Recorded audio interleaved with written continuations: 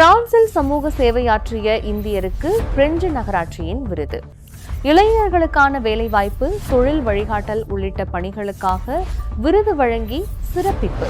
அமெரிக்க green card lottery பெயரில் இணையத்தில் பரவும் போலி விளம்பரங்கள் குறித்து எச்சரிக்கை. பதிவு செய்ய எவ்வித கட்டணமும் இல்லை. இடைத்தரகர்களிடம் தனிப்பட்ட தகவல்களை வழங்க வேண்டாம் என அறிவுறுத்தல். மாணவர்களுக்கான APL வீட்டு வசதி உதவியில் பெற்றோரின் வருமானத்தையும் சேர்க்க அரசின் புதிய அறிக்கை பரிந்துரை. மாணவர்களை வீடற்ற நிலைக்கு தள்ளும் இந்த பரிந்துரைக்கு மாணவர் ஒன்றியம் அமைப்புகள் கடும் எதிர்ப்பு. பிரான்ஸ் பொது நிதி இயக்குநரக தகவல் அமைப்பில் சைபர் தாக்குதல். திருடப்பட்ட தரவுகள் மூலம் போலி மோசடிகள் நடக்க வாய்ப்புள்ளதால் பொதுமக்களுக்கு கடும் எச்சரிக்கை. பிரான்சில் 15 வயதுக்குட்பட்டவர்களுக்கான சமூக வலைதள தடை சட்டத்தை நிராகரித்தது அரசியலமைப்பு சபை. புதிய சட்டம் கருத்து சுதந்திரம் மற்றும் தனிமனித உரிமையின் மீதான தாக்குதல் என சபை அதிரடி தீர்ப்பு. பிரான்சில் காட்டுத்தீயை மூட்டியதாக 183 சிறார்கள் உட்பட 474 பேர் கைது. கைது செய்யப்பட்டவர்களில் 70% பேர் வேண்டுமென்றே காடுகளுக்கு தீ வைத்ததாக குற்றச்சாட்டு. 11 நாள் வருடாந்திர பராமரிப்புக்கு பின் மீண்டும் தொடங்கிய C1 கேபிள் சேவை. பாதுகாப்பை உறுதி செய்ய இயந்திரங்கள், மென்பொருள் அமைப்புகளில் தீவிர பரிசோதனை நிறைவு. பிரான்சில் 2027ஆம் ஆண்டு அதிபர் தேர்தல் நெருங்கும் நிலையில் சூடுபிடிக்கும் குடிவரவு விவாதங்கள். தேர்ந்தெடுக்கப்பட்ட குடிவரவு கொள்கையை கொண்டுவர வேண்டும் என முன்னாள் பிரதமர் வலியுறுத்தல். தொடர்பான விரிவான செய்திகள். பிரான்ஸ் நாட்டில் வசிக்கும் இந்தியரான டீண்டுமோன் புலிகா ஆற்றி வரும் சமூக பணிகளை பாராட்டி நகராட்சி நிர்வாகம் அவருக்கு சிறப்பு விருது வழங்கி சிறப்பித்துள்ளது. கேரள மாநிலம் குமுளியைச் சேர்ந்த டீண்டுமோன் புலிகா கடந்த 2014ஆம் ஆண்டு பிரான்சுக்கு சென்றார். அங்கு ஜி பூம்பா என்ற அமைப்பின் மூலம் இளைஞர்களுக்கு வேலை வாய்ப்பு, தொழில் தொடங்குவதற்கான ஆலோசனைகள் மற்றும் அங்குள்ள தமிழ் மக்களுக்கு தேவையான பல்வேறு சமூக உதவிகளை தொடர்ந்து வழங்கி வருகிறார்.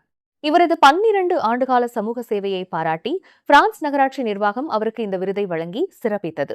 இந்நிலையில் புதுச்சேரிக்கு வருகை தந்த அவர் பூரணாங்குப்பத்தில் நடைபெற்ற சிலம்ப போட்டியில் கலந்து கொண்டு 1200க்கும் மேற்பட்ட மாணவிகளுக்கு பரிசுகளை வழங்கினார். தொடர்ந்து புதுச்சேரி சட்டப்பேரவையில் முதலமைச்சர் ரங்கசாமி மற்றும் எதிர்க்கட்சித் தலைவர் நாஜிம் ஆகியோரை நேரில் சந்தித்து பிரான்சில் தனக்கு கிடைத்த விருதினை காண்பித்து வாழ்த்து பெற்றார். தொடர்ந்து மக்களுக்கு தன்னலமற்ற சேவை செய்ய உள்ளதாக செய்தியாளர்களிடம் அவர் நெகிழ்ச்சியுடன் தெரிவித்துள்ளார்.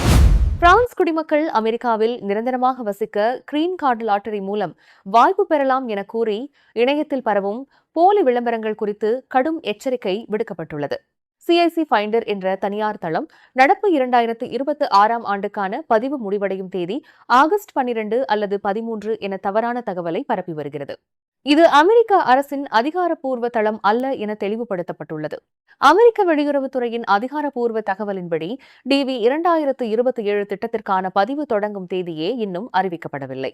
லாட்டரியில் அதிகாரப்பூர்வமாக பதிவு செய்ய எவ்வித கட்டணமும் இல்லை எனவும், இடைத்தரகர்களை நம்பி பணம் மற்றும் கடவுச்சீட்டு உள்ளிட்ட தனிப்பட்ட தகவல்களை வழங்க வேண்டாம் எனவும் விண்ணப்பதாரர்கள் எச்சரிக்கப்பட்டுள்ளனர். எனவே ஆகஸ்ட் 12, 13 கடைசி நாள் என்ற போலி விளம்பரங்களை நம்ப வேண்டாம் எனவும், உண்மையான தகவல்களுக்கு அமெரிக்க அரசின் .gov தளங்களை மட்டுமே அணுகுமாறும் அறிவுறுத்தப்பட்டுள்ளது. மேலும் இந்த லாட்டரிக்கு தகுதி பிற பிரெஞ்சு குடியுரிமை மட்டும் போதாது எனவும், பிறந்த நாடு உள்ளிட்ட பிற விதிகளும் பொருந்தும் எனவும் சுட்டிக்காட்டப்பட்டுள்ளது. மாணவர்களுக்கு வழங்கப்படும் APL எனப்படும் வீட்டு வசதி உதவியை கணக்கிடும்போது இனி பெற்றோரின் வருமானத்தையும் கணக்கில் எடுத்துக்கொள்ள வேண்டும் என அரசு அறிக்கை ஒன்று பரிந்துரைத்துள்ளது. இதன் மூலம் மாணவர்களுக்கான இந்த உதவியை குறைக்கவோ அல்லது முழுமையாக நீக்கவோ முடியும் எனவும், இதனால் அரசுக்கு ஆண்டுக்கு சுமார் 550 மில்லியன் யூரோக்கள் வரை சேமிக்க முடியும் எனவும் தெரிவிக்கப்பட்டுள்ளது. தற்போது நடைமுறையில் உள்ள மாணவர்களின் APL கணக்கீட்டில் பெற்றோரின் வருமானம் சேர்க்கப்படுவதில்லை. கடந்த 2021ஆம் ஆண்டில் சுமார் 7 லட்சம் குடும்பங்களில் குறைந்தது ஒரு மாணவராவது இந்த உதவியை பெற்றிருந்தனர். ஒரு மாணவருக்கு சராசரியாக 200 யூரோக்கள் வழங்கப்பட்ட நிலையில் இதற்கான அரசின் மொத்த செலவு 1.65 பில்லியன் யூரோக்களாக இருந்தது. புதிய பரிந்துரையின்படி பெற்றோரின் வருமானத்தையும் சேர்த்தால் சுமார் 3,10,000 குடும்பங்களின் உதவித்தொகை கணிசமாக குறையும். மேலும் 2 லட்சம் குடும்பங்கள் இந்த உதவியை முழுமையாக இழக்க நேரிடும். அரசின் இந்த கடுமையான பரிந்துரைக்கு பல மாணவர் அமைப்புகள் கடும் எதிர்ப்பு தெரிவித்துள்ளன. இந்த நடவடிக்கை பல்லாயிரக்கணக்கான மாணவர்களை வீடற்ற நிலைக்கு தள்ளி அவர்களின் படிப்பை இடையில் நிறுத்தும் அபாயகரமான சூழலை உருவாக்கும் என மாணவர் ஒன்றியம் எச்சரித்துள்ளது. குறிப்பாக பெற்றோருடன் குடும்ப உறவு முறிந்த மாணவர்களுக்கு இது பெரும் பாதிப்பை ஏற்படுத்தும். உனஃபா அமைப்பும் இந்த நடவடிக்கையை கடுமையாக விமர்சித்துள்ளதுடன் இது இளைஞர்களின் சுயநிலைக்கும் வீட்டு வசதிக்கும் மேலும் ஒரு தடையாக மாறும் என தெரிவித்துள்ளது. எனவே வரவிருக்கும் 2027ஆம் ஆண்டுக்கான வரவு செலவு திட்டத்தில் இந்த பரிந்துரையை ஏற்க வேண்டாம் என அரசாங்கத்திடம் மாணவர் அமைப்புகள் கூட்டாக கோரிக்கை விடுத்துள்ளன. பிரான்ஸ் பொதுநிதி இயக்குநரகத்தின் தகவல் அமைப்பில் கடந்த ஜூன் மாத இறுதியில் சட்டவிரோத ஊடுருவல் நிகழ்ந்துள்ளதை அந்நாட்டின் பொதுக்கணக்கு அமைச்சகம் தற்போது அதிகாரப்பூர்வமாக உறுதிப்படுத்தியுள்ளது. அடையாள திருட்டு மூலம் உள்நுழைந்த மர்ம நபர் தனிநபர்கள் மற்றும் தொழில் வல்லுநர்களின் தனிப்பட்ட தரவுகளை திருடியுள்ளதாக ஆகஸ்ட் 12ஆம் தேதியன்று உரிமை கோரியுள்ளார். இணைய குற்றவாளிகளுக்கான மன்றத்தில் இதுகுறித்து பதிவிட்டுள்ள அந்த ஹேக்கர் தன்னிடம் 6,78,000 தரவுகள் அடங்கிய கோப்பு இருப்பதாக தெரிவித்து ஆதாரமாக 1,100 தரவுகளை வெளியிட்டுள்ளார். பெயர், பிறந்த தேதி, அஞ்சல் முகவரி, தொலைபேசி, மின்னஞ்சல் மற்றும் வரி எண்கள் உள்ளிட்ட முக்கிய தகவல்கள் இதில் திருடப்பட்டுள்ளன. எனினும் கடவுச்சொற்கள் எதுவும் திருடப்படவில்லை என தெரிவிக்கப்பட்டுள்ளது. இந்த தரவுகளை கொண்டு வரித்துறை பெயரில் போலியான மோசடிகள் மற்றும் அடையாள திருட்டுகள் நடைபெற வாய்ப்புள்ளதாக கடும் எச்சரிக்கை விடுக்கப்பட்டுள்ளது.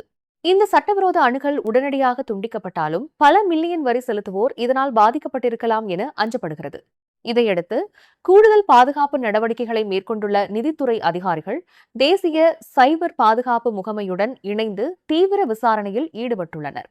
பாதிக்கப்பட்ட பயனர்களுக்கு தனித்தனியாக தகவல் தெரிவிக்கப்படும் எனவும் இதுகுறித்து தரவு பாதுகாப்பு ஆணையத்திடம் முறையிடப்பட்டு அதிகாரப்பூர்வமாக புகார் அளிக்கப்படும் எனவும் அரசு தரப்பில் விளக்கம் அளிக்கப்பட்டுள்ளது.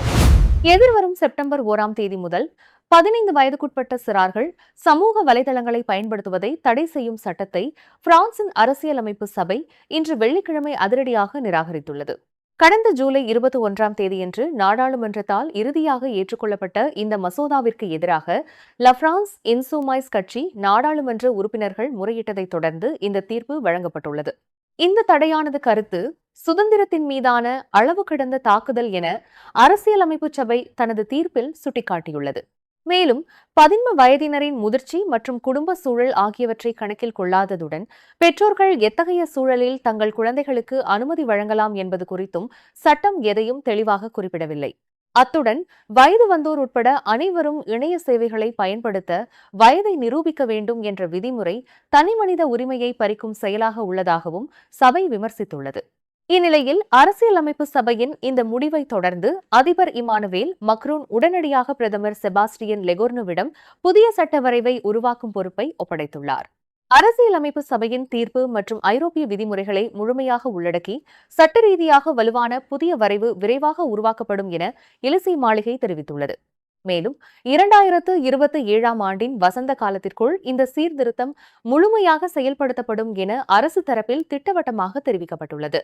இந்நிலையில் இந்த நடவடிக்கையை கைவிடப் போவதில்லை எனவும் ஐரோப்பிய ஆணையத்துடன் இணைந்து புதிய பணிகள் தொடங்கப்படும் எனவும் குழந்தைகளுக்கான உயர் ஆணையர் சாரா எல் ஹைரி உறுதிபட கூறியுள்ளார். ஐரோப்பா முழுவதும் வரலாறு காணாத வெப்ப அலை வீசி வரும் நிலையில் பிரான்ஸ் மற்றும் பிற நாடுகளில் காட்டுத்தீயை மூட்டியதாக சந்தேகத்தின் பேரில் சுமார் 500 பேரை காவல்துறையினர் கைது செய்துள்ளனர்.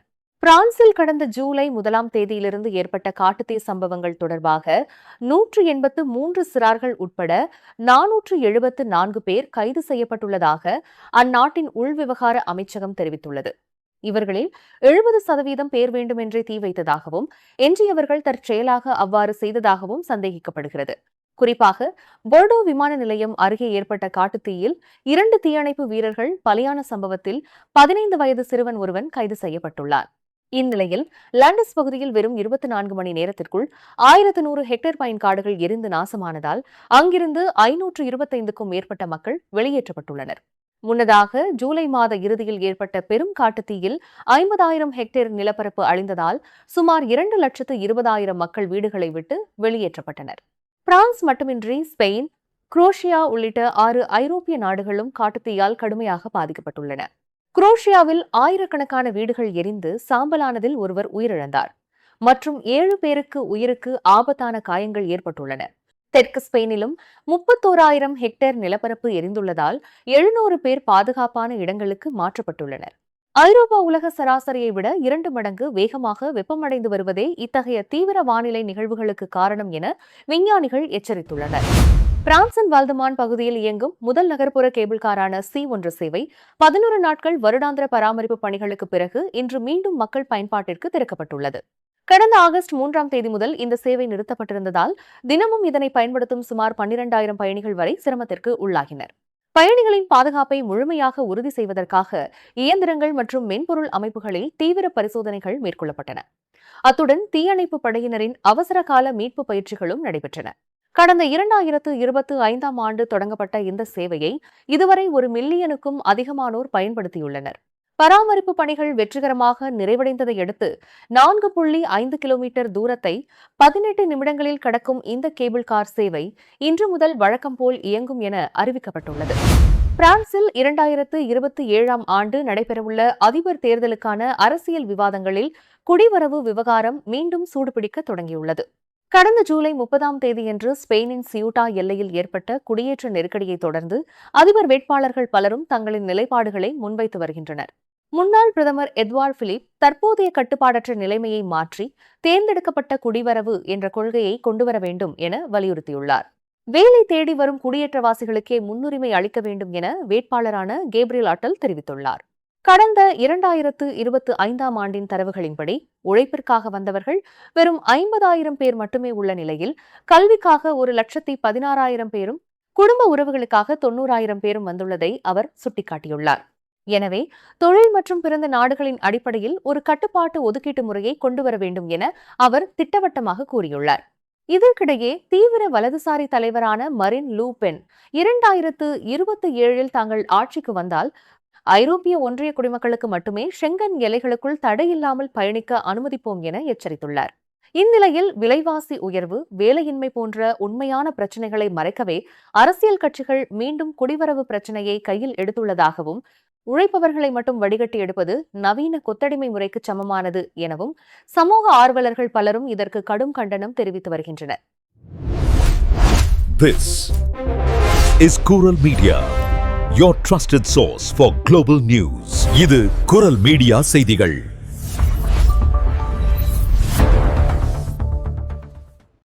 நீங்கள் இதுவரை கேட்டது குரல் மீடியாவின் பிரதான செய்திகள். மேலும் இதுபோன்ற செய்திகளை அறிய குரல் மீடியாவை சப்ஸ்கிரைப் செய்யுங்கள்.